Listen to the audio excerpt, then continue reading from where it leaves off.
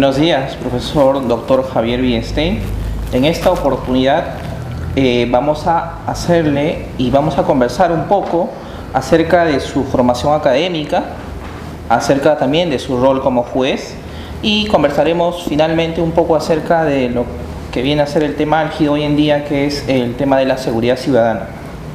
En primer lugar, queremos darle las gracias por aceptar esta entrevista y compartir con el equipo de Alerta Informativa sus reflexiones sobre temas de relevancia del ámbito jurídico.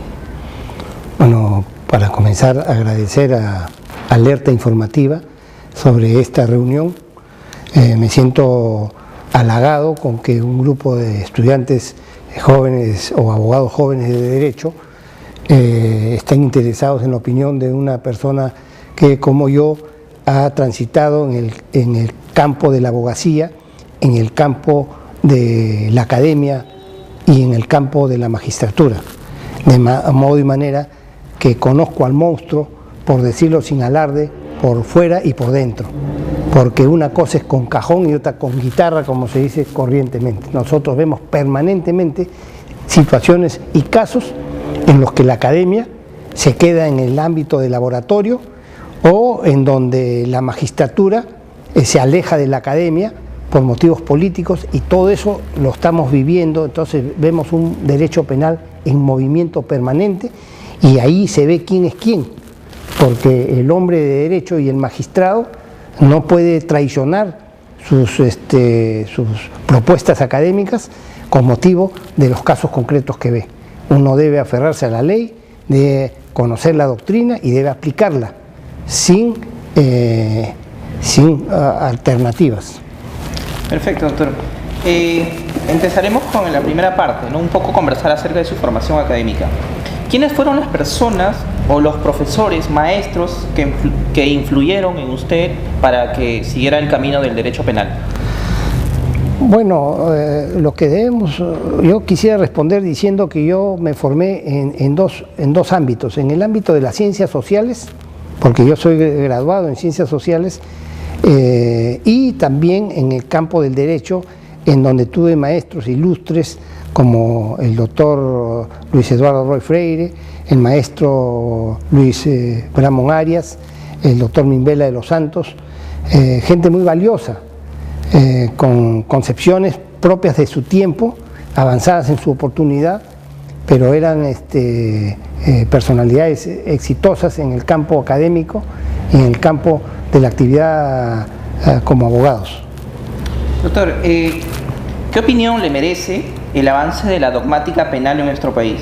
¿Existe una dogmática penal propia, nacional, en nuestro país? Yo personalmente creo que no existe una dogmática. Lo que está existiendo en el Perú es los desarrollos españoles y los desarrollos alemanes han sido importados al Perú y se aplican, pues, adaptándolos dentro de lo que la casuística nuestra permite.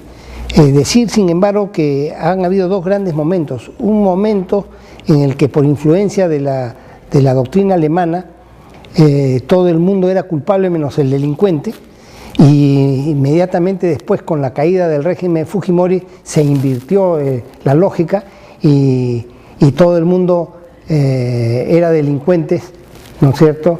Y se echaron a perseguir, ¿no es cierto?, a personalidades del régimen caído. Entonces se construyó una dogmática ad hoc con el propósito de perseguir. Concretamente, ciertos jueces y ciertos activistas influenciados por el activismo y con el viejo truco de defender los derechos humanos y luchar contra la corrupción, se han empezado a apartar del principio de legalidad, que es tan importante y tan valioso en cualquier escenario jurídico mundial.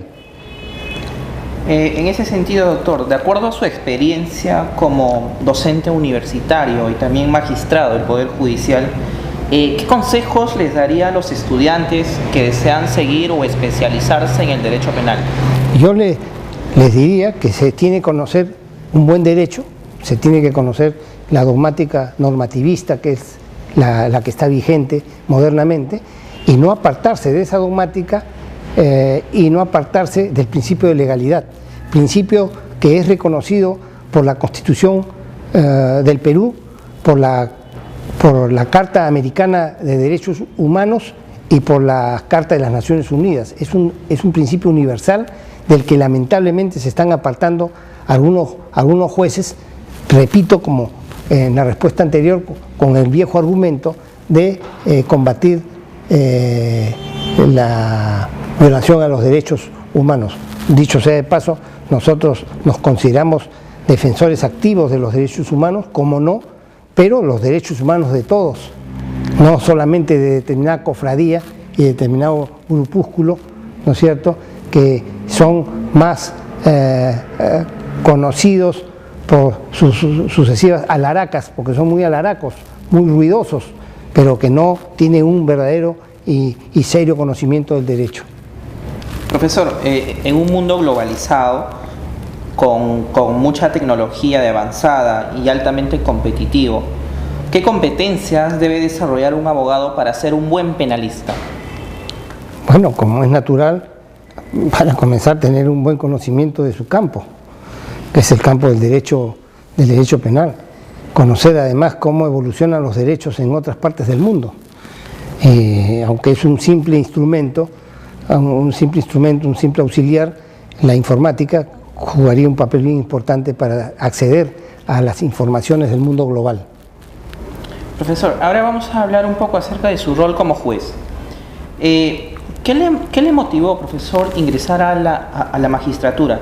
¿Cómo así decidió ser juez? Bueno, yo cuando postulo a la Judicatura Suprema era notario, y el notario en Lima, en una buena plaza. No me faltaba trabajo, por decirlo así, pero el trabajo del notario, en lo que a mí concierne, me pareció muy rutinario y quería algo más con más movimiento, para decirlo así. Y se presentó la oportunidad de postular a la Corte Suprema, donde, como es natural, se aplica en este nivel todo el conocimiento que uno pudiera tener, incluso se desarrolla más ese conocimiento, de modo que me pareció más estimulante aplicar a la Corte Suprema, y no me arrepiento de haberlo hecho. ¿Algún caso en especial que le haya marcado durante toda esta trayectoria de juez? Bueno, en realidad todos los casos son importantes, pero con motivo de la sentencia que nos tocó resolver, el caso de Barrios Altos, donde dijimos, y digo yo hasta ahora, que no hay en el Perú el tipo penal de lesa humanidad, fui objeto de una persecución implacable por parte de los activistas de derechos humanos, de instituciones como el IDL, ¿no es cierto?, de la cual parece que son miembros no solamente los defensores de las víctimas de violaciones de derechos humanos, sino también algunos jueces que juzgaron esos casos, como ha quedado últimamente aclarado o visto. De modo que nos denunciaron en el Consejo Nacional de la Magistratura pidiendo nuestra destitución. Nos acusaron en la Fiscalía pidiendo 20 años de cárcel por asociación ilícita para delinquir, prevaricato y encubrimiento. Pidieron 20 años de cárcel para nosotros, y nos acusaron en el Congreso por violación a la Constitución. De todas estas acusaciones salimos invictos. El Consejo Nacional de la Magistratura hizo una resolución diciendo y aclarando que nuestra resolución, aquella que después fue nula, declarada nula, violando todos los principios de derecho, era absolutamente arreglada a derecho y arreglada a ley, porque, insisto, esta fue una resolución que era un mecanismo de relojería, un mecanismo perfecto de relojería, se adaptaba a lo que dice la Constitución del Perú, a lo que dice la Corte Interamericana de Derechos Humanos, a lo que dice la Carta de las Américas, y eso fue exactamente lo que hicimos. Pero como rebajamos penas diciendo que no había lesa humanidad, nos hicieron una persecución implacable, como ha sido dicho, y bueno, de la que hemos salido bien, y la historia nos está dando la razón. En el Perú no existe el delito de lesa humanidad, no existe. No es un tipo penal contemplado en el catálogo de delitos y penas. Y cuando en aquella sentencia en la que reemplazan a aquella que anularon, dicen que no cabe aplicar el principio de lesa humanidad tratándose de delitos contra los derechos humanos, cuando dice eso, esa sentencia, dicen lo mismo que dijo el carnicero de Madrid, el general Mola, ¿no es cierto?, cuando se puso a perseguir en el año 1936 a sus oponentes. Entonces, ese principio de legalidad que reconoce la comunidad mundial y la comunidad latinoamericana, la Carta de las Américas, la Carta de las Naciones Unidas, esas se la han saltado a la garrocha con motivo de la sentencia última recaída en Barrios Altos, en reemplazo de aquella que anularon violando todos los principios jurídicos materiales y procesales. Profesor, ser juez es una labor de suma importancia para la sociedad. Más aún, un juez penal que tiene que resolver sobre el derecho más importante después de la vida, como es la libertad personal. En ese sentido, ¿cuáles deben ser las pautas de actuación de un juez? El juez de la Corte Suprema de los Estados Unidos, Scalia, dice que un juez no puede ser corrupto, así como no puede ser cobarde un soldado, ni puede ser promiscua una monja. Nosotros tendríamos que decir lo mismo añadiendo lo siguiente: el juez no puede ser cobarde. El juez que se ataranta, el juez timorato, el juez que se acobarda por la turbamulta o los periodicazos, tiene que renunciar a la judicatura. El juez no puede ser cobarde, eso es bien importante, porque en sus manos está discernir justicia, ¿no es cierto?, discernir justicia, y no le puede temblar la mano, ni puede tenerle miedo a los acosadores y a cierta prensa, ¿no es cierto?, interesada y algunas veces corrupta, porque no nos olvidemos que ha habido directores de diarios que saltaron de la salita del CIN, donde dicen que no cobraron, a las salitas de las ONGs, donde dicen lo mismo. Perfecto. Y justamente la siguiente pregunta va sobre la prensa. ¿Y qué hacer en aquellos casos que han sido mediatizados por la prensa? ¿Cómo evitar el juicio paralelo? No, nosotros somos defensores de la libertad de prensa, absolutamente. Inclusive les he dicho a los periodistas que la misma pluma con que me hieren es esa misma pluma la que me va a reivindicar cuando se conozca la verdad. De modo que tiene que haber libertad de prensa, por eso que el juez debe ser valiente, porque no cabría valentía si la prensa se callara. Hay que ser valiente porque el juez va a enfrentar opiniones a veces fuertes, presiones grandes de la ciudadanía o de la prensa. Y yo lo que digo es que hay prensa, hay alguna prensa, siempre no escapa prensa, no escapa, hay alguna prensa, ¿no?, que es una prensa cínica, pero aún la cínica tiene derecho pues a expresarse con toda libertad, pero tiene que asumir también las consecuencias de que los señalemos como cínicos, ¿no es cierto?, y como sinvergüenzas, porque hay más de un mermelero metido en la prensa, ¿no es cierto?, hay periodistas que te llaman por teléfono y cuando no les contestas, ¿no es cierto?, no comprenden que ha habido algún motivo, sino inmediatamente piensan que no los has atendido como ellos se merecen y te empiezan a fustigar, a acosar y a perseguir. Son los mermeleros típicos, ¿no? Doctor, ¿qué implica ser juez supremo en nuestro país? Bueno, debiera implicar lo que significa ser juez supremo en cualquier país del mundo, desde los Estados Unidos, que es la primera superpotencia mundial, hasta el Perú. Hay gente que dice, no se puede comparar un juez supremo con los Estados Unidos, con el Perú. No, ¿por qué? Nosotros tenemos la misma jerarquía. Y si cometemos errores, los mismos errores los cometen los jueces en cualquier país del mundo. Siempre que no se trate de dictaduras, claro. Porque hay un país de la región que no voy a mencionar, donde los jueces incluso tienen un sueldo de tal magnitud que ya no es sueldo, sino soborno, ¿no es cierto? Y es un juez completamente alineado con el régimen. Yo conocí a la presidenta de una de esas Cortes Supremas, donde para ella el derecho era un misterio y todo el día estaba repartiendo volantes de su presidente. Entonces prácticamente, ¿no?, esto no puede ocurrir. Nosotros felizmente estamos aún, creo que estamos aún en un estado de derecho o constitucional de derecho. Creo que debemos superar la dictadura, ¿no es cierto?, y cuando superemos o no caer en la dictadura, porque el día que caigamos en esta dictadura, ¿no? Ya pues las cosas se van a complicar, pero el juez tiene que ser eso, independiente, ¿no es cierto? Que no significa estar fuera de la realidad, ¿eh? Hay jueces que están fuera de la realidad, o porque juegan sus propios partidos, no, independiente dentro de la ley y dentro de la Constitución, porque con el viejo truco de la independencia también quieren hacer lo que quieren algunos. El juez tiene que ser independiente, pero dentro de la ley y la constitucionalidad. Profesor, una de las garantías fundamentales del debido proceso es la debida motivación de las resoluciones judiciales. ¿Qué pautas debería cumplir un juez en esta labor? Una muy sencilla, brevedad. Hay gente que cree que las resoluciones están motivadas cuando son extensas. Mentira, una resolución puede estar bien motivada en una sola línea. Entonces yo a veces le digo a los jueces, en vez de escribir tanto, ¿por qué no escribes un libro? Porque empiezan a hacer razonamientos circulares, repetitivos, aburridos y, por supuesto, perdiendo tiempo muy valioso en el juez. El juez es muy caro para perder tiempo. Así como existe en una sola línea un famoso poema de Monterroso, ¿no es cierto? Y existe en una sola página una tesis doctoral en la Sorbona de París, también puede haber una sentencia de una sola página muy bien motivada. No es equivalente la motivación a la extensión, sino a la abstracción. Y cuanto más abstracto es el pensamiento de un juez, más breve.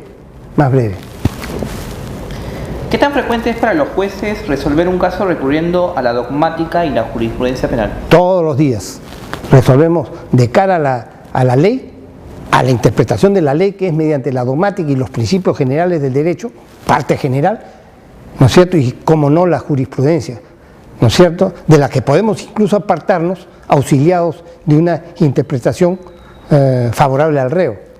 Yo siempre he dicho que un abogado o un magistrado con una sola mano, la mano del derecho penal parte general, puede manejar perfectamente un juicio, solo teniendo los principios fundamentales como, entre otros, el principio de legalidad. Doctor, ¿qué opina de las decisiones del Tribunal Constitucional que en algunos casos han anulado resoluciones judiciales? Bueno, sobre eso tengo que decir lo siguiente, con todo respeto. En algún momento yo decía que algunas sentencias del TC se llamaban del TC porque era el Tribunal Caribeño, ¿no? Pero últimamente el Tribunal Constitucional ha evolucionado favorablemente en el campo de su aporte al derecho. Creo que está cumpliendo una buena labor.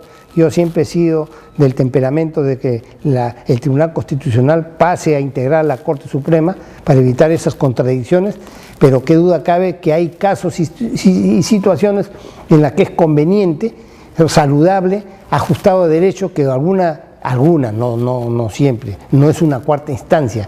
Algunas ejecutores de la Suprema pueden ser anulados. Por ejemplo, puede ser anulada, ¿no es cierto?, una ejecutoria suprema si se apartó manifiestamente del principio de legalidad. Por ejemplo, puede ser anulada una sentencia si al procesado se le ha juzgado por un delito distinto por el que debió ser juzgado. Ahí lo dejo. Doctor, ¿por qué cree usted que en las encuestas de opinión pública el Poder Judicial presenta un bajo índice de aceptación?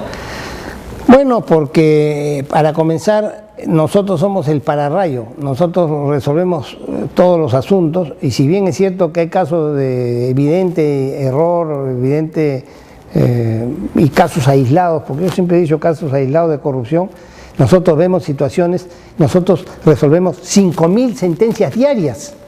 Entonces nosotros cuando hacemos y actuamos como es natural, podemos, ahí de esas 5.000 sentencias diarias, 2.500 personas pierden y 2.500 personas ganan poco más o menos. Si eso es así, para comenzar partimos con un hándicap, ¿no es cierto?, de respaldo, que son los perdedores, ¿no? Y es propio de un Estado, de una sociedad poco desarrollada y poco educada, el que no se comprenda a cabalidad y no se respete como corresponde a los jueces, ¿no?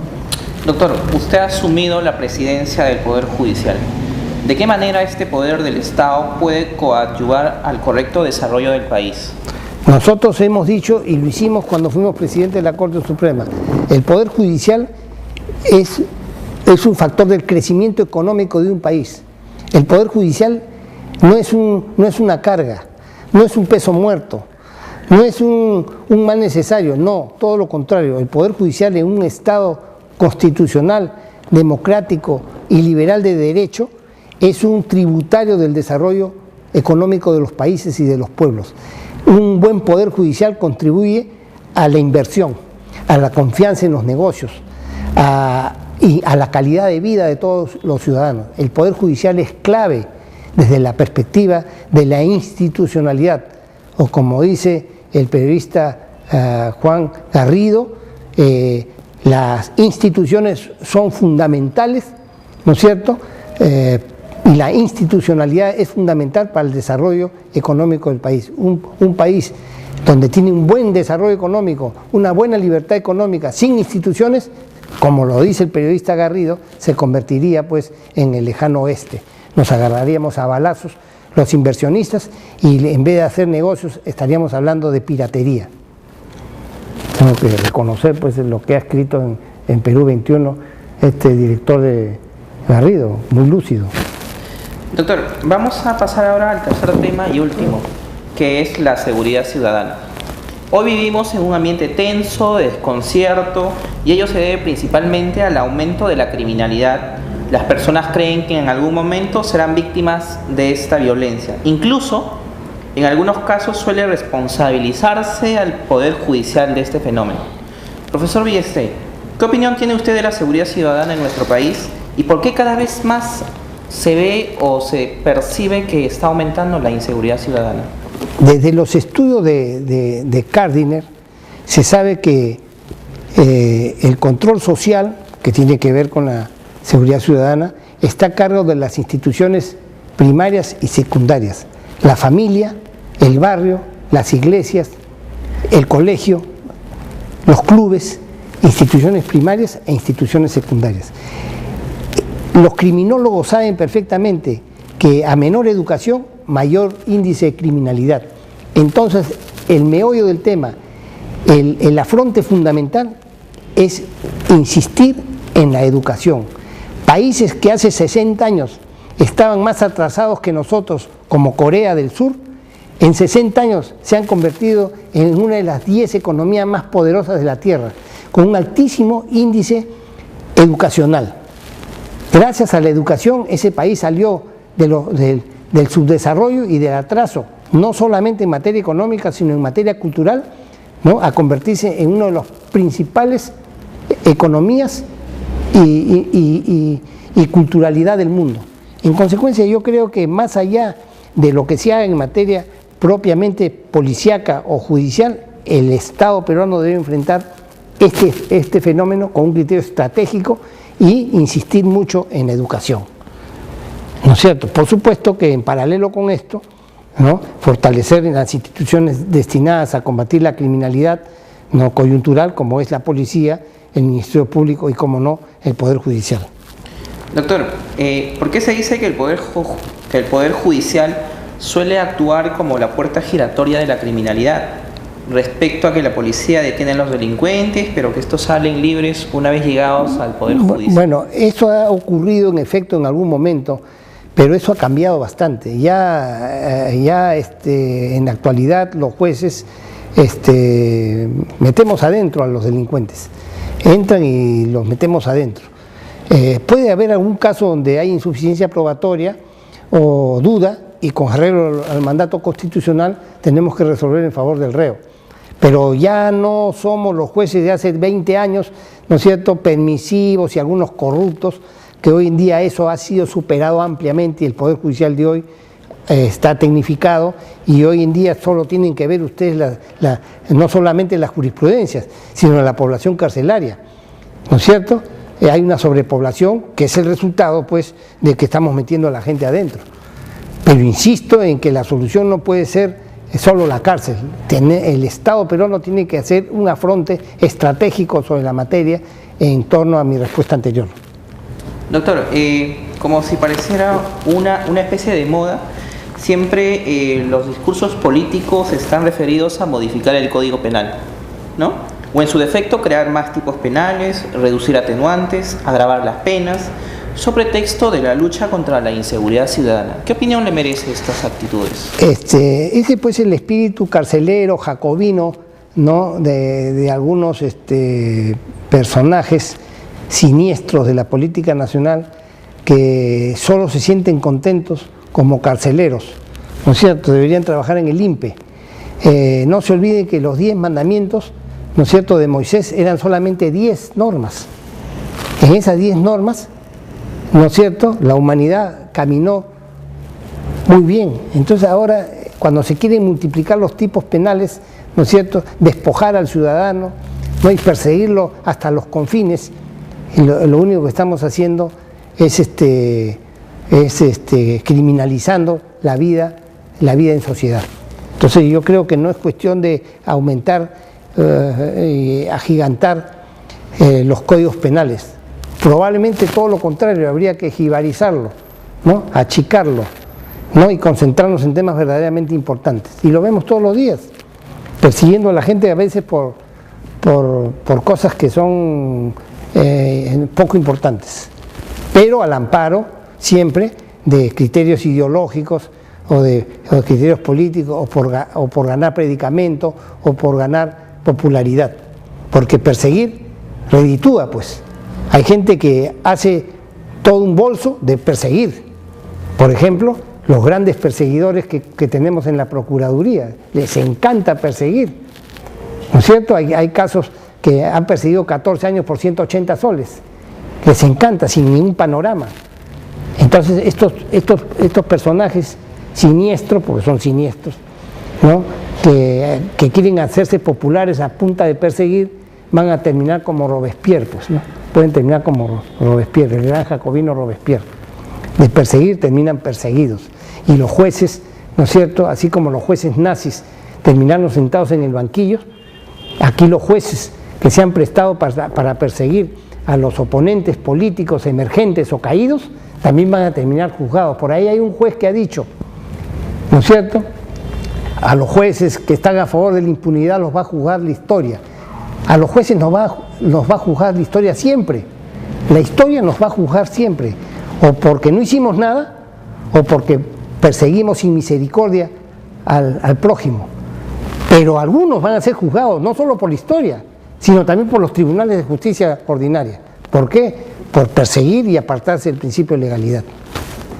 Profesor, durante las últimas semanas nuevamente ha venido discusión acerca de la aplicación de la pena de muerte por nuestro país. En ese sentido, ¿usted cree que la aplicación de la pena de muerte sería un freno para la inseguridad ciudadana? ¿Y qué riesgos correríamos en todo caso con los tratados internacionales que hemos firmado? Yo lo que tengo que responder sobre la materia es que el estadio en que se encuentra el Perú, por la suscripción de convenios internacionales y por el estado de la cuestión, una evolución en materia jurídica y en materia política sobre la materia o sobre el tema, ese tema no se puede ya tratar ni discutir, porque perderíamos el tiempo todos si es que no es viable. Entonces tampoco se trata de desnudar si estoy a favor o en contra, se trata de razonar sobre lo que resulta viable. Es un estadio que ya fue superado. El Perú no puede aplicar la pena de muerte. Todo aquel que la plantee está haciendo populismo, ¿no es cierto? Está haciendo populismo. Doctor, de otro lado, muchos consideran que la impunidad se manifiesta también en una justicia tardía. ¿Qué se debe hacer para que los procesos penales no duren tanto tiempo y sobre todo se respete el plazo razonable? Completamente de acuerdo. La gran tragedia del Poder Judicial peruano y de muchos países del mundo, europeos incluso, es la lentitud de sus mecanismos procesales, que son invento de los caviares, pues los caviares han multiplicado pues una pluralidad de acciones y de recursos para que resulten prácticamente procesos dilatados. Ahí aplico lo que se conoce como la navaja de Ockham, entia non multiplicata praetia necessitatem, no multiplicar innecesariamente las ideas.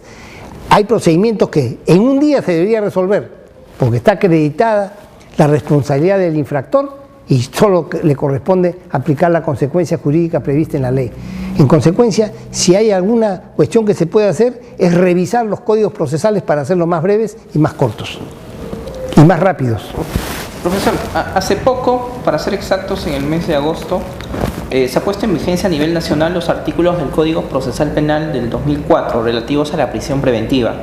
Ahora el juez ya no puede imponer esta medida de oficio, sino que exige que sea requerida por el fiscal e impuesta en una audiencia. ¿Qué opina al respecto? Me parece bien porque está dando de por medio la libertad. Hay que rescatar dos hechos. Primero, que el titular de la acción penal es el Ministerio Público, no es el juez.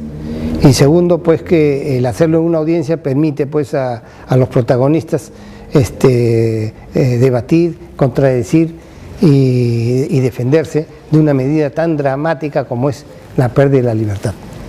Profesor, muchas gracias por sus sabias enseñanzas a nombre de Alerta Informativa. Muchas gracias a ustedes, Alerta Informativa, y un saludo por su intermedio a todos los alumnos de Derecho del Perú y a los abogados tan distinguidos con que cuenta el foro peruano.